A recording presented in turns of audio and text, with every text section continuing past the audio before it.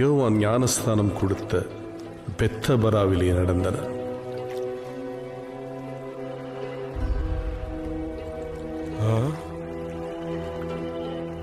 மறுநாளிலே யோவான் இயேசு தன்னிடத்தில் வர கண்டு,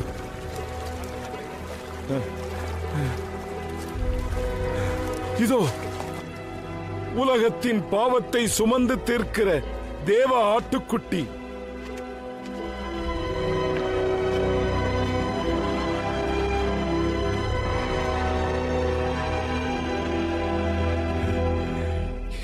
எனக்கு பின் ஒருவர் வருகிறார்.